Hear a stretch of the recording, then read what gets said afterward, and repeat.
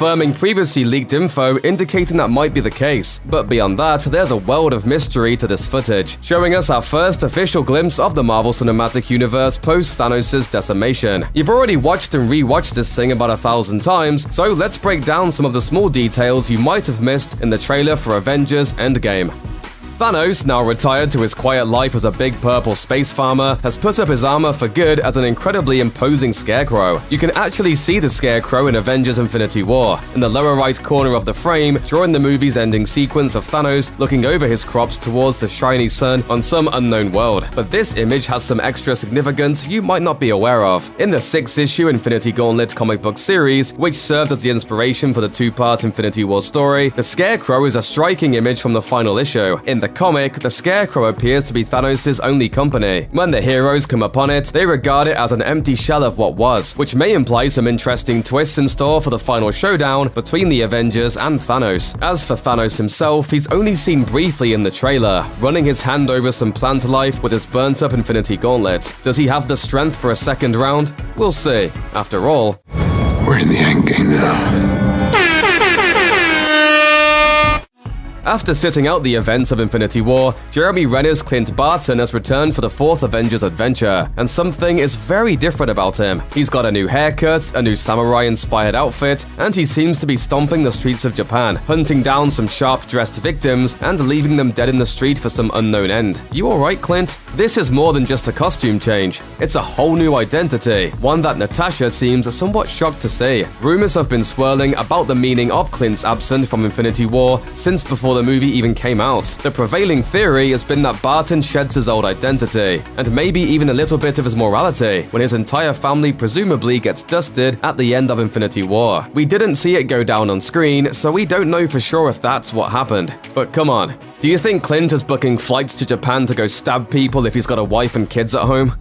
In a bittersweet twist, it looks as though Tony Stark has commandeered the newest vessel of the Guardians of the Galaxy, the Benatar, which took the place of the Milano after its destruction in Guardians of the Galaxy Volume 2. Of course, not all is as bleak as it first appears. For one, Tony does not seem to be alone on this sad, doomed trip across the universe. It looks like Nebula is there with him, hitching a ride after her ship was destroyed during her showdown with Thanos on Titan. Her blue fingers can be seen on someone's shoulder, probably Tony's. Considering she's more robot than mortal being at this point, thanks to Thanos' tinkering, it's possible that the lack of oxygen and food on the ship isn't as big a deal to her as it is to Tony.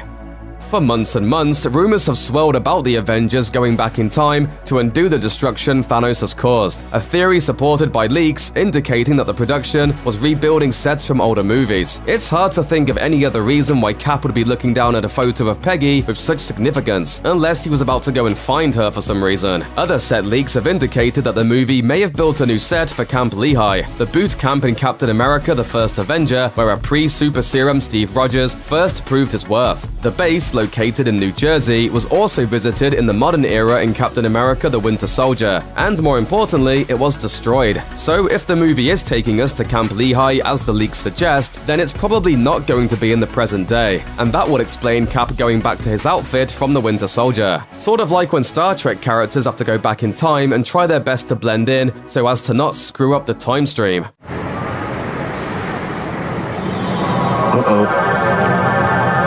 Wow. It's a blink and you'll miss it moment, but the Avengers Endgame trailer revealed that Shuri, the woman who we thought might be Wakanda's last hope, is among the missing. During the sequence of Bruce Banner looking at the Avengers list of missing people, the image of Letitia Wright's Shuri can briefly be seen among the presumed dead. With this, we're meant to believe that she dies off screen, snapped into dust just like her brother. While the team's intelligence is wrong about Ant-Man, who is indeed missing but not dead, we have no reason to believe that Shuri made it out alive. But while we're on the subject of Ant-Man, Clint Barton isn't the only Avenger making a triumphant return. Now that most of the heavy hitters are dead and dusted, it's time to welcome Scott Lang to the party. Welcome to the party, pal! While Natasha and Steve are moping around Avengers HQ, they get a video message from Ant-Man, who seems to be at the gates of the facility. Can you buzz me in? That's exciting enough, but what's more exciting is the gear that Scott brought with him. Whoop, sorry. My bad. Last time we saw Ant-Man's Ant-Van, it had been turned into a makeshift laboratory, kitted out with a portal to the quantum realm. In the post-credit sequence of Ant-Man and the Wasp, Scott entered the quantum realm and appeared to be stuck there, with his partners being dusted before they could pull him back. Scott sure looked doomed, so what gives? Right before Scott jumped into the quantum realm, he got this warning from the original Wasp.